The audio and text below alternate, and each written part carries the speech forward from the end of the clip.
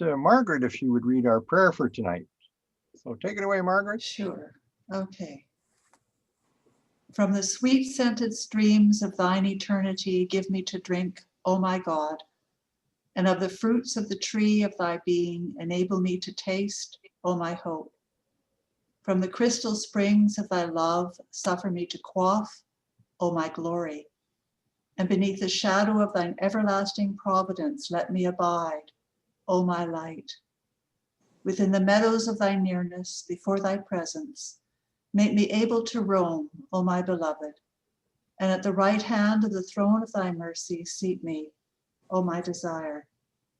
From the fragrant breezes of thy joy, let a breath pass over me, O my goal. And into the heights of the paradise of thy reality, let me gain admission, O my adored one. To the melodies of the dove of thy oneness, suffer me to hearken, O resplendent one. And through the spirit of thy power and thy might, quicken me, O my provider. In the spirit of thy love, keep me steadfast, O my succorer. And in the path of thy good pleasure, set firm my steps, O my maker. Within the garden of thine immortality, before thy countenance, let me abide forever, O thou who art merciful unto me. And upon the seat of thy glory establish me, O thou who art my possessor. To the heaven of thy loving kindness lift me up, O my quickener.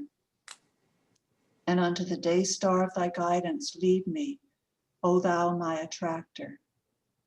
Before the revelations of thine invisible spirit, summon me to be present, O thou who art my origin and my highest wish. And unto the essence of the fragrance of thy beauty, which thou wilt manifest, cause me to return, O thou who art my God. Potent art thou to do what pleaseth thee. Thou art verily the most exalted, the all-glorious, the all-highest. Baha'u'llah.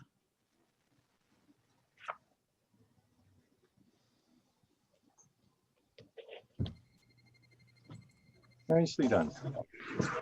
So would everyone please mute themselves? I think some people are not muted yet. Thank you. Oh, okay.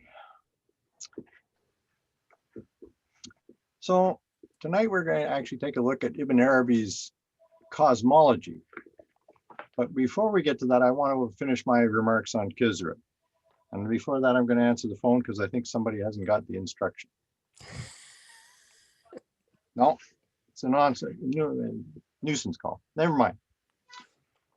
So now that we've studied Khidr's encounter with Moses as described in the Quran, his 4 meetings with Ibn Arabi, as well as the Baha'i view of this enigmatic figure, it's time to step back from the details to try to appreciate the role he played and still plays in the lives of Islamic mystics to this day. In his book, Creative Imagination in the Sufism of Ibn Arabi, Henri Corbin poses 2 closely related questions that will serve as guides for our investigation. First of all, is Khidr an archetype or a real person? And second, what does it mean to be a disciple of Khidr? So here's how Corbin phrases his first question. Does Khidr in this relationship with his disciples figure as an archetype, according to the definition established by analytical psychology, or as a distinct and enduring personality? So as I can attest, having spent many hours tracking down sources in university libraries, there's a considerable mass of material from divergent sources such as prophetology, folklore, alchemy, etc., concerning this figure.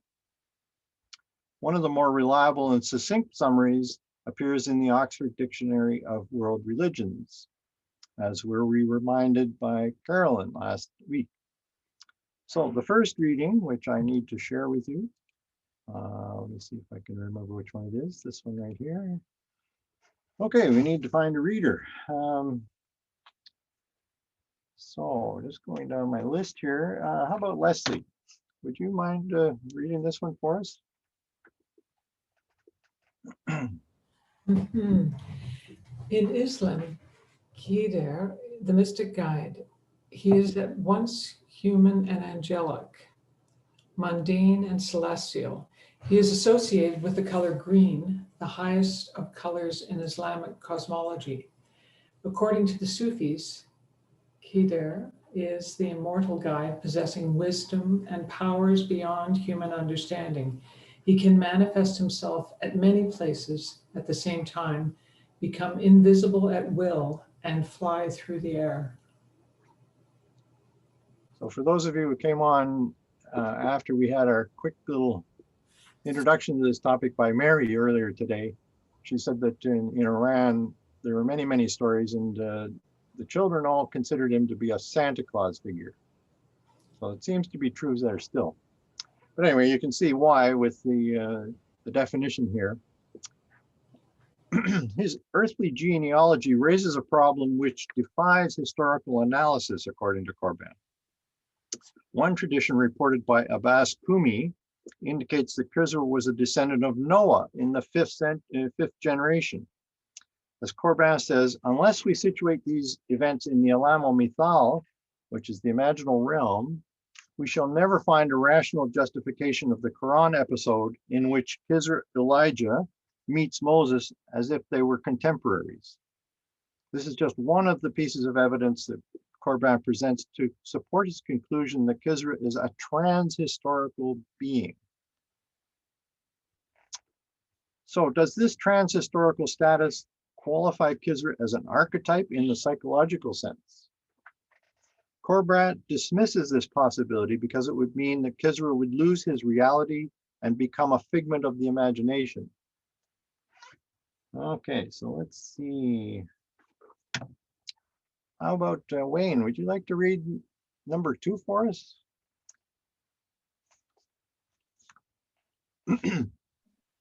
I try. Okay.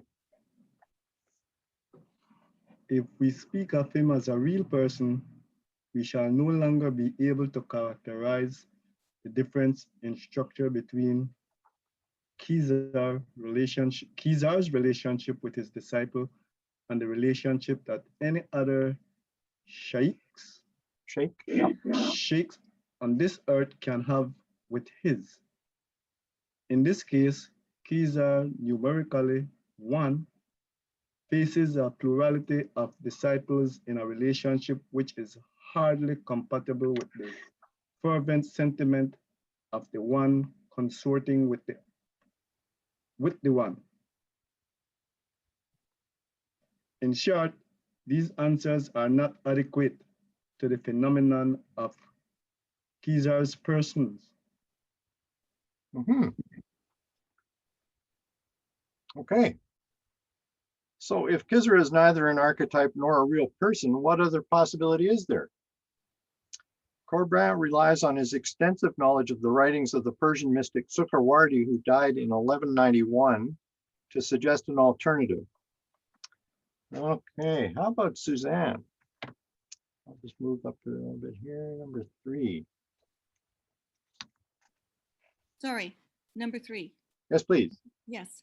In one of the recitals that make up Suhrawadi's spiritual autobiography, that of the purple archangel, the mystic is initiated into the secret, which enables him to ascend Mount Kaf.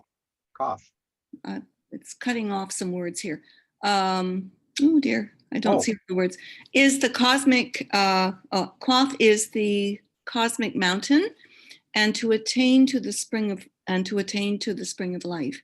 He is frightened at the thought of the difficulties of the quest. But the angel says to him, put on the sandals of Khidr. And his concluding words, he who bathes in that spring will be preserved forever from all taint. If someone has discovered the meaning of the mystic truth, it means that he has attained to the spring. If you are Khidr, you too can ascend Mount Kaf without difficulty. Henri Corbin. Okay, so I should maybe mention a couple of things about this passage. I think, mentioned one previous time that Khidr became the green man because he had drunk from the spring of life. So he became immortal. And everywhere he went, everything became touched with life, vitality, just pours out of him. And so Mount Kaf is usually understood in the cosmology of Islam as lying on the very edge of the physical world, at the interface with the next world. Hmm. So that's what this is suggesting, that you're going to actually be able to get to the top of this without difficulty if you become this guy, Khidr. Okay. So this begins to answer Corbin's second question. What does it mean to be a disciple of Khidr? This relates directly to Ibn Arabi's fourth encounter, which is with his invisible master, when he was invested with the mantle of Khidr. You'll recall last time, reading 13 was the explanation of that. On that occasion, Ibn Arabi was invested with the same spiritual state as the person who conferred the mantle on him. So in Sukhrawardi's narrative, the act of putting on the sandals of Khidr is a metaphorical way of describing the same process of identifying oneself with Khidr. So one immediately thinks of learning how to walk in someone else's moccasins. Only by first becoming Khidr will ascending the cosmic mountain and drinking from the spring of life be accomplished without difficulty. Okay, so here's Corbin. This, let me see here. How about David Erickson? Are you available at the moment?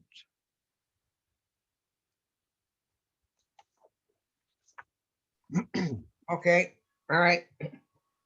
To have him as a master, an initian, the one who initiates, is to be obliged to be what he himself is. Khidr is the master of all those who are masterless, because he shows all those whose master he is how to be what he himself is.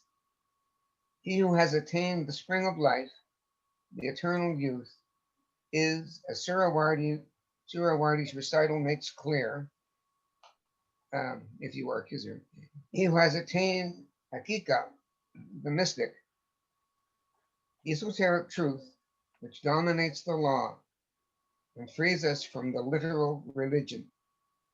Khidr is the master of all these, because he shows each one how to attain the spiritual state which he himself has attained, in which he typifies.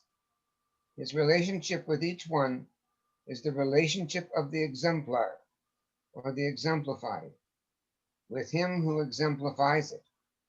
This is what enables him to be at once his own person and an archetype.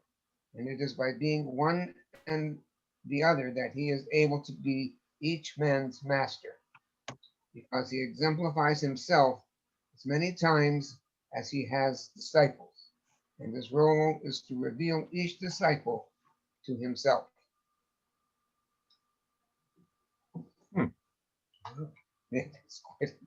So this is quite a trick for him to be able to reveal each disciple to himself. So it's as if he's a shapeshifter, if you like, a term from science fiction. So he becomes the angel, if you like, of each person. He takes on their characteristics. Now, I have to say something here about this one phrase, frees us from the literal religion. This is a common Sufi idea which Baha'u'llah jumped all over. Now, the idea here is that if you remember the bicycle wheel, you're out on the Sharia and then you go up on one of the spokes, which is one of the paths into the center. The center is the Hakika. That's what you're pursuing as you're trying to get closer to God. And many of the people in Islam felt that once you reach that state, then you are no longer needing to follow the rules of literal religion. And Baha'u'llah explicitly said that's never the case. No matter how exalted your station, you always have to follow the literal religion. So he would take grave exception with that statement here. But we don't need to dwell on that. So for Corbin, Khidr is simultaneously a real person and an archetype. He appears to each of his disciples as a real person, while still being able to visit countless disciples at the same time, in vastly different locations and across many centuries, a characteristic which implies that he is an archetype. Therefore, Corbin concludes that Khidr is actually a person archetype, hyphenated. So what's his goal then? Interestingly, the guidance Khidr gives to each of his disciples is not the same. He does not lead them all to the same goal, to the same theophany. Remember, that's the Greek word that we've previously seen that means a visible manifestation of God. Okay, so let's see now if Belinda would read number 5 for us.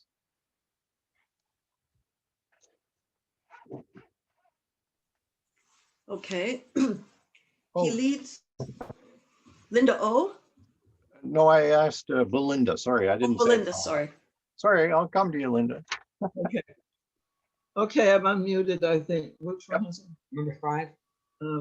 He leads each disciple to his own theophany, the theophany of which he personally is the witness, because that theophany corresponds to his inner heaven, to the form of his own being, to his eternal individuality.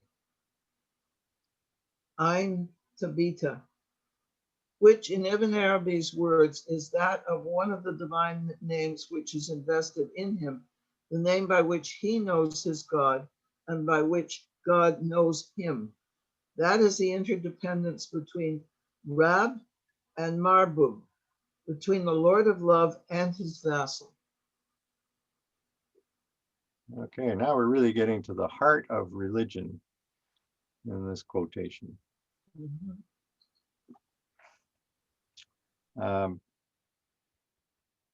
In other words, Khidr is responsible for helping his disciples to perceive their own divine nature, which Ibn Arabi tells us is the very same nature they possessed before they were given being by God.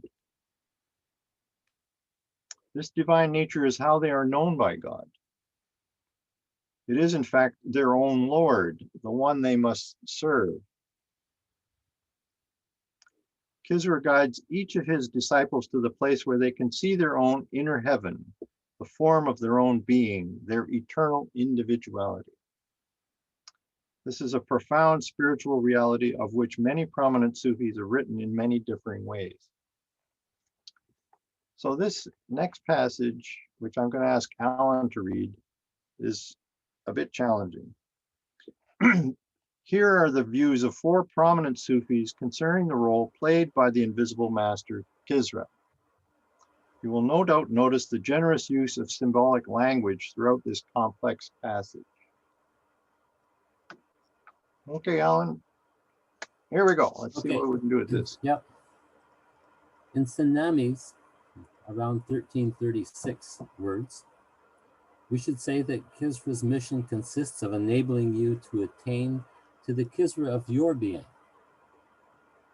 For it is in this inner depth, in this prophet of your being, that springs the water of life at the foot of the mystic Sinai, whole of the microcosm, center of the world, etc. This is also in keeping with the vision of our Ruwathis, who followed an invisible master, guided and initiated by Mansur Halaj, about 922, being of light, his angel Attar, this is dated in 1221, attains to the Mansur of his being, becomes Mansur in the course of the 50 passionate last pages of his Halesh Nama. It also falls in with Ali Wafa's 14th century saying to the effect that in the voice of Khidr, every spiritual, i.e. Sufi, hears the inspiration of his own Holy Spirit, just as every prophet perceives the spirit of his own prophecy in the form of an angel Gabriel. And this merely echoes the words of Abd al-Karam Jalil, about 1417, concerning the Holy Spirit, the divine face of every being. And this is all taken from Corbin. Okay, so Linda was asking if I was going to unpack this at all. I guess I should, eh? I was just going to say, Mark, that's pretty easy. We just skip on to reading 7 now. So the reason I'm including this is to show that Ibn Arabi was not the only Sufi to have an invisible master. So for instance, we're talking about Hallaj, who's a very famous martyr in Islam. He performed the service of being Attar's hidden master, even though there's 3 centuries apart, right? So, and he describes how he became his master in the course of these last pages of this particular book of his. So then we refer to 2 other people, Ali Wafa and Jili, who are both, well, Jili particularly is very famous, who had a lot to say about this same subject. So Corbin is showing off a little bit by mentioning all these key people. I think all in the hopes that people will get the idea that this is not a totally unusual kind of circumstance in Islam, for there to be an unseen master who guides you to your own inner being. So step away. You don't need to know these details in it for any reason other than that. So maybe we should have a little bit of a question and answer session at this point about that. Anybody have a question they'd like to ask? I'll just stop sharing this for a moment. I do. Okay. Mark, I just posted this note because I thought you gave us an important clue last week.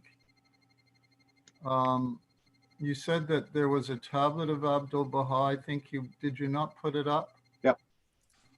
That explained the Quranic story of Moses and Khidr, in which he said that Khidr was in fact in the Quranic story the divine nature of the manifestation of God. Mm-hmm. So to me, when you're describing all these things, it sounds to me like what it's describing is the relationship that each follower of the manifestation of God has with the manifestation, although you're explaining it along different lines in Ibn al-Arabi's cosmology and so on, that the theory of the hidden masters who guide the faithful, you know, which in Sheikh Ahmad's theology were the Imams. So how does Abdul Baha's tablet fit into his identification of his Khidr as the manifestation of God? Is he a historical manifestation or just the primal, like you're saying he's trans-historical? Yeah. So that would be the divine nature of the manifestation, which is transhistorical, right? Yeah. Although in this world he becomes manifest in time and place, but as the Word of God, he's transhistorical. So how does that fit into all this? Does that make any sense?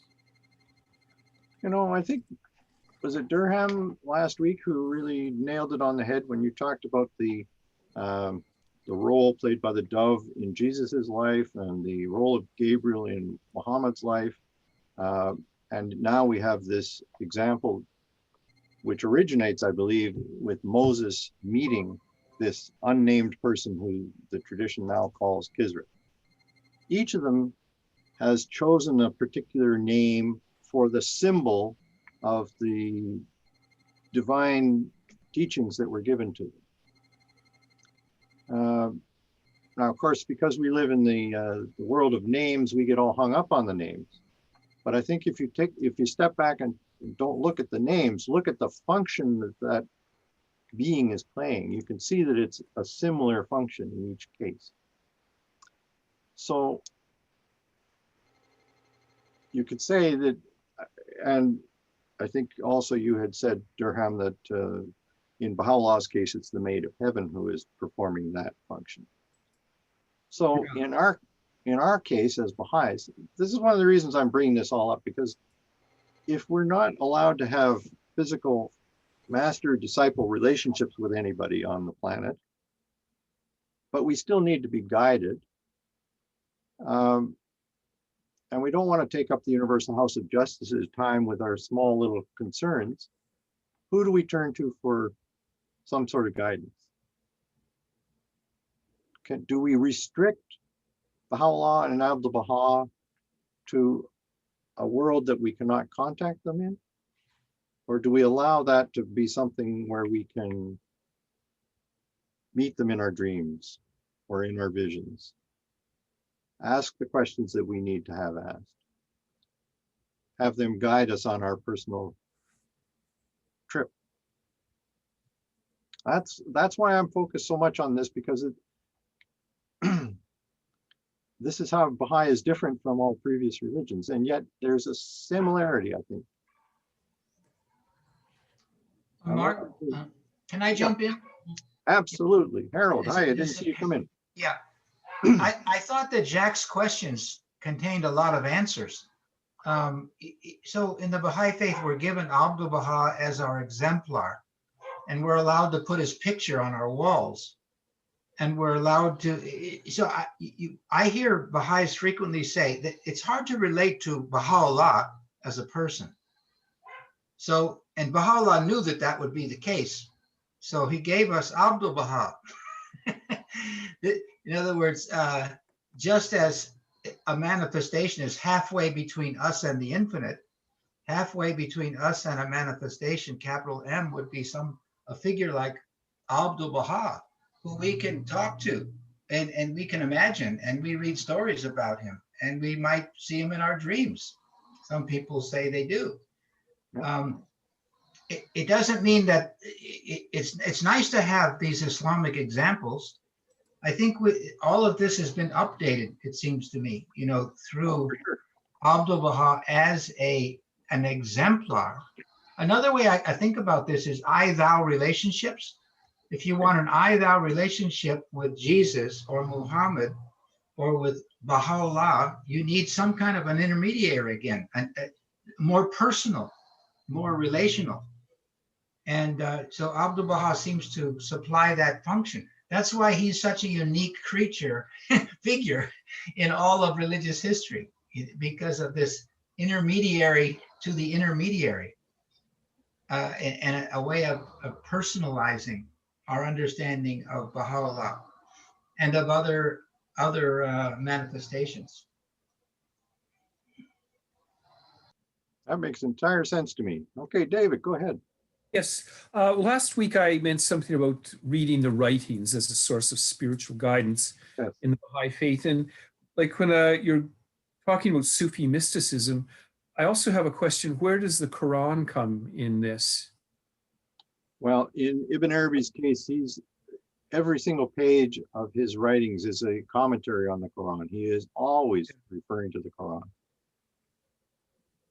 But where does the Quran itself come in?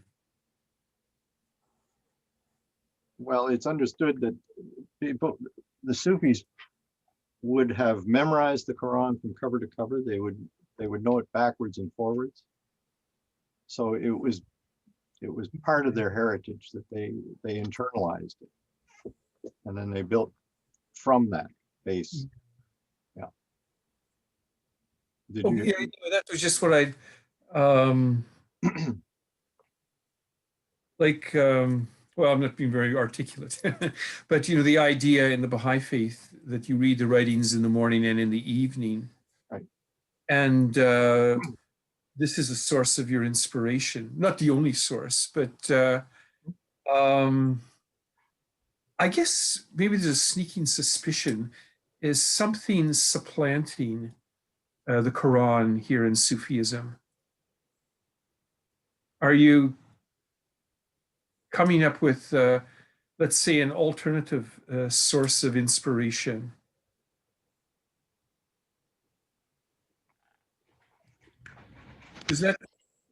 How does that sound?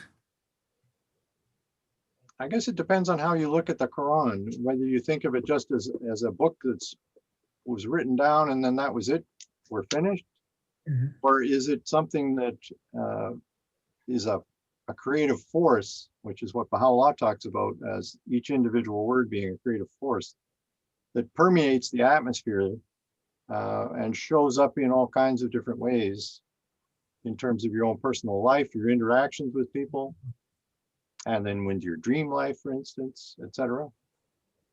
Yeah, that's what I was thinking of. I was reading something this morning. In fact, I even copied it out.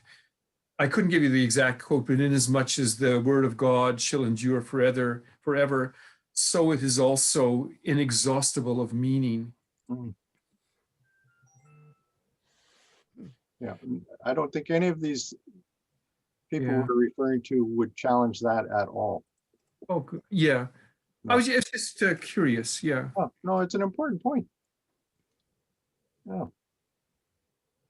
Mark, may I add something here, please? Sure. Well, Ibn al-Arabi is one of the main theoreticians of Sufism. So in Sufism, the master-disciple relationship, Murshid, Murid, I always get them mixed up. Murshid is the guide. Yeah. Okay, and Murid is the disciple. So the Murshid Murid thing, this became very, very big in Sufism. But the problem was that the Murshid, the guide, he got to have a very exalted station, too exalted for some Orthodox Muslims, who said it was shirk. You can't, for them, Muhammad was their guide. But these Sufis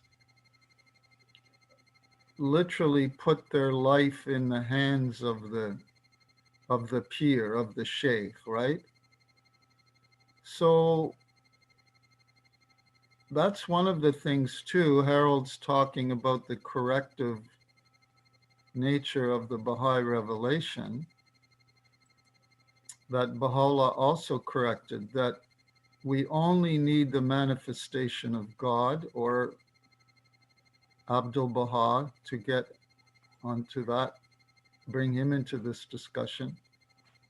Or as David suggested, the writings themselves as our guide. Now, Mark, I have no quarrel with what you're saying. If an individual Baha'i feels a kinship to any particular soul in the Abha kingdom and wants to turn to that person, so be it. We know what the stations of the three central figures are. Mm-hmm. There's a funny little saying, why talk to the angels when you can talk to God? So here's another thing I want to raise for your consideration. Begum talked about, Baha'u'llah looks up in the Siyah and he says, I beheld a maiden. Okay, who was this maiden? Okay, now consider this. Is there anything higher than the manifestation of God in creation? So this is the world of the unseen, the ghaib, that all the Sufis talk about. So I have read somewhere that in actual fact, when Baha'u'llah beholds the heavenly maiden, he's beholding his own reality, but in a different form. That's one possibility. Or you can believe that Gabriel or the celestial maiden are absolutely different beings from the manifestation. But you can make the theological argument that if the manifestation of God is the highest thing in creation, the Sadratul Muntaha, the thing beyond which there is no passing, then what was Baha'u'llah looking at when he was in the Siyah? Wasn't he looking at just another representation of his own person? That's what I'm suggesting there, is that that's one possible interpretation. And the other, so by that interpretation, when the angel Gabriel was commanding to Muhammad to recite Iqra, he was looking at his own nature. Well, it's interesting, Jack. You're jumping the gun here. That's where I'm going. Oh, sorry. No. It's a good teaser for everybody. But that's the type of answer I think we'll end up with by the end of next month, because I'm going to talk about the worlds of God that you had so eloquently written about many years ago, the realms of God. And I think what we're seeing is a higher realm of God being symbolized by the Maid of Heaven. But I don't want to say anything more about that right now because it'll derail us. Is that all right? No worries. Each thing in its own time. Yeah. We're on the path. I hope. Anyway, speaking of path, I should continue on. So here's Corbin's summary of the intention behind these many lofty accounts that we just read in number 6. So let's go back to screen sharing. Where am I here? Okay, let's get to an easier one. How about Carol Gravel?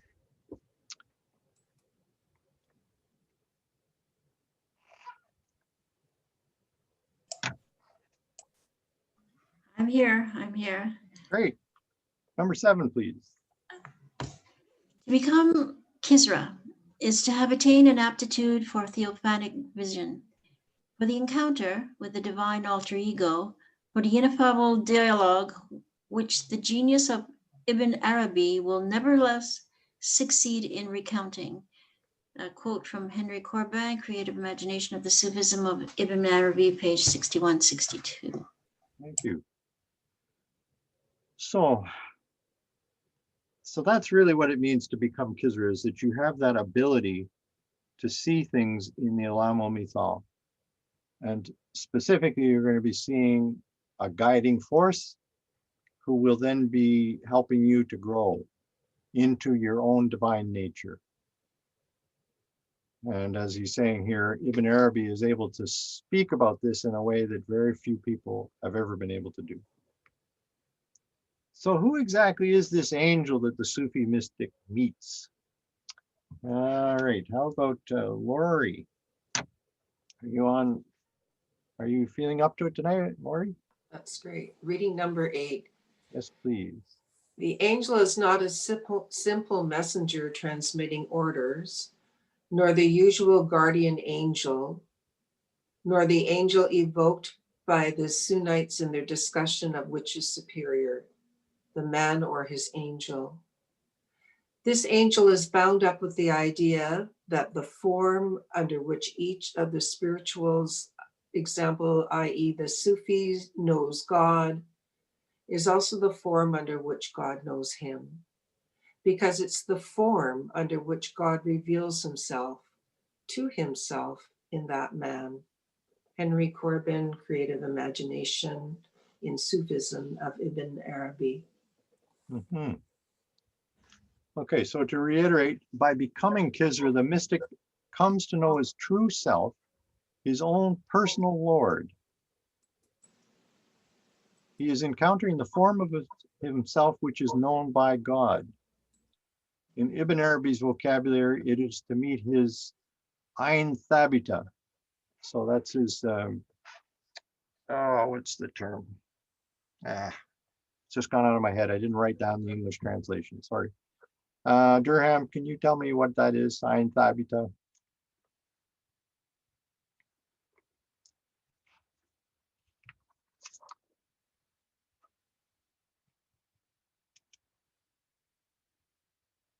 Okay, I found it. It's his eternal individuality. Yeah, sorry. Durgan was muted. Okay, so one of the surprising points that Corbin makes is that the form of himself, which is known by God, always takes the appearance of an angel. As he expresses it more formally, every theophany takes the form of an angelophany, which is a visible manifestation of an angel. Strange. But he's just saying this is the evidence that I've seen by reading all these people in all across the centuries in Islam. Okay, so is Heather on tonight? I didn't see her initially.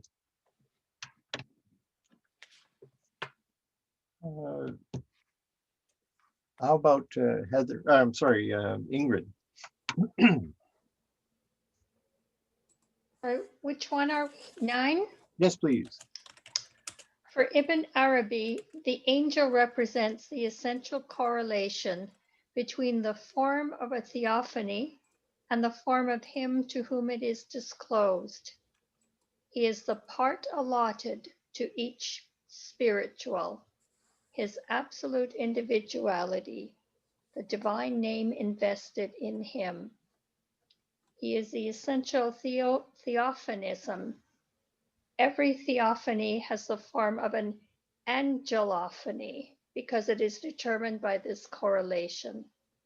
And precisely in this essential determination, without which the divine being would remain unknown and inaccessible, lies the significance of the angel. From our friend Henry Corbin. Thank you. Okay, so just to make this a little more personal, each one of you has a divine spark inside you. It's a little bit different than everybody else's, and it tends to derive from one of the names of God. That's your personal Lord, if you like. That's your eternal individuality. And that's what this has all been about, trying to recognize that part of yourself when you're faced with what appears to be an angel. So that's what we're gathering from what Corbin is telling us. Now we can begin to see why Ibn Arabi attached such importance to the rite of investiture with the mantle of Khidr, and why he conferred it on so many of his own disciples. Oh my goodness, let's see. How about Carolyn? May I just say something before I read? Absolutely. Doesn't this go back to Al-Alaj? Because he embraced the doctrine of fana, which was the extinction of all personal consciousness as well. And he aimed to bridge the abyss between humans and God. He said, I am he whom I love, and he whom I love is I. Yes, he did. So he exemplified the two spirits dwelling in one body. Mhm. Okay. So yes, you're right. The idea of fana is what's intended by, I believe, what's intended by Baha'u'llah's description of the seventh valley. Mhm. Utter nothingness. Right. Everything that is personal has been let go, Mm. and that your will is now identified completely with God's will. Okay. That's the state of fana, and that's probably what Halaj was experiencing. Some of the Sufis took exception with him actually telling people about that. Right. That was his mistake, they felt, because there were a lot of people in the exoteric religion who didn't understand what he was going through Mhm. and felt that he was claiming to be God, Right. and which, as Jack said, is a form of making partners with God, which is called shirk. And so that's why he was eventually killed. Mhm. It's called, it was blasphemous. Yes, exactly right.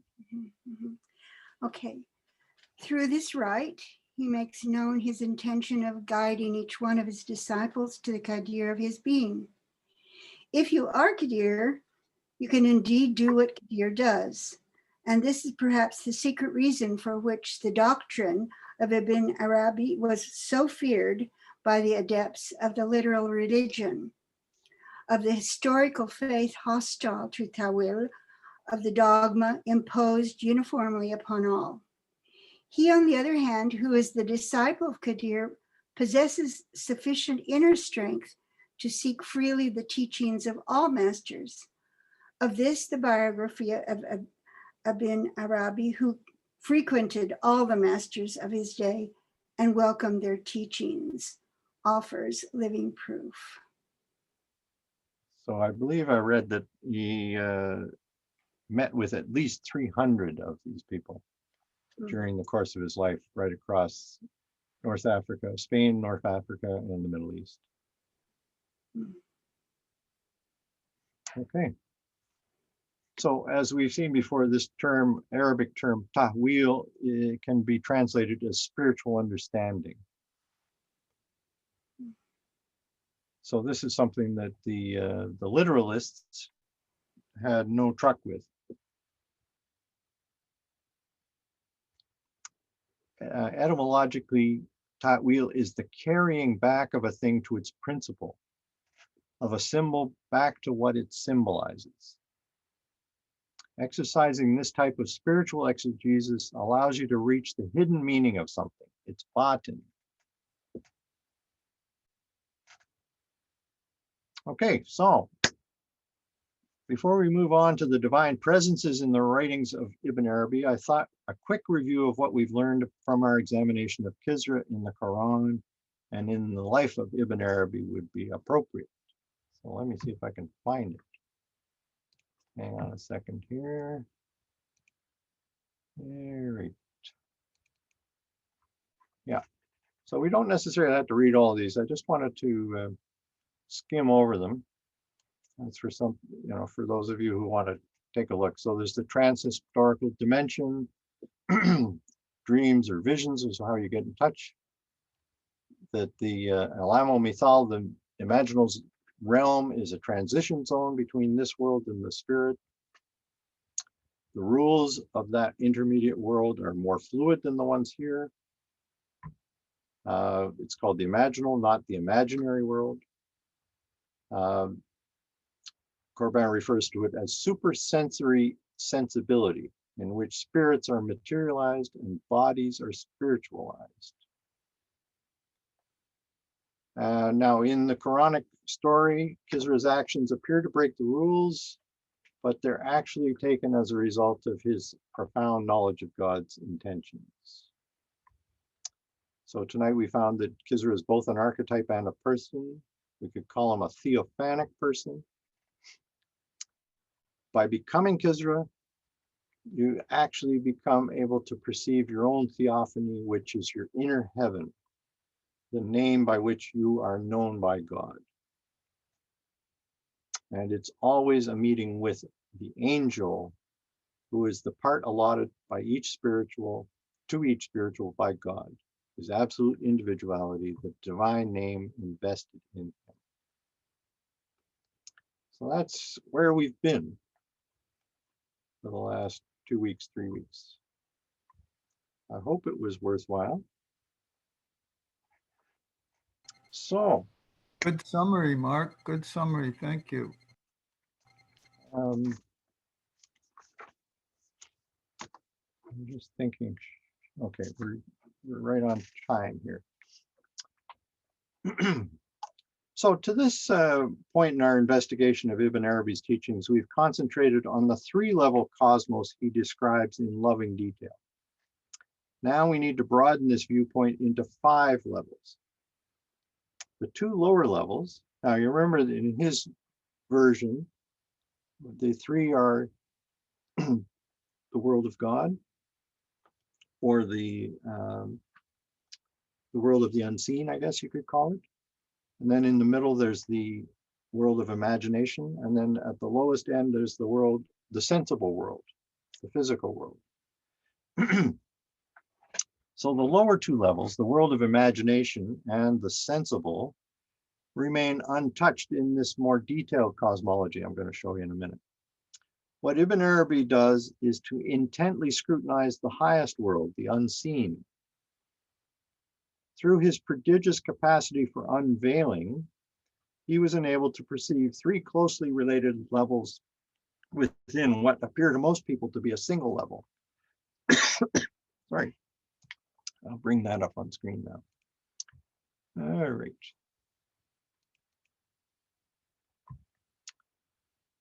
And here we are.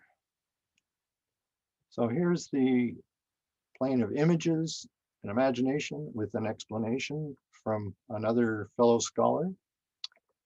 And this is our world, the world of the senses. So, whereas before there was just the unseen, now we have 3 levels. All right.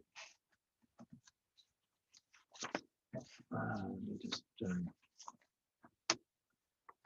now, I really need to point out that I'm presenting a highly condensed version of his findings, since this isn't, of course, exclusively on Ibn Arabi. There are copious details I've had to leave out. So this caused me a lot of trouble in trying to figure out what to say and what to leave out. So as you can see from this handout, he distinguishes the essence of God here from the names and attributes, which are in the 2nd level.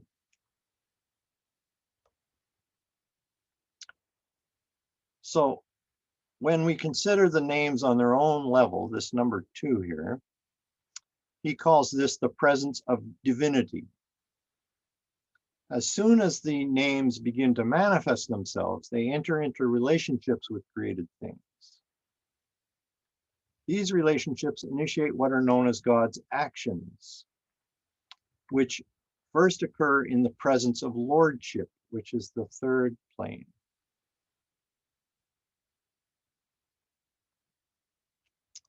So then these actions then enter the level of imagination to take on the clothes necessary to be able to show to people who live at this level.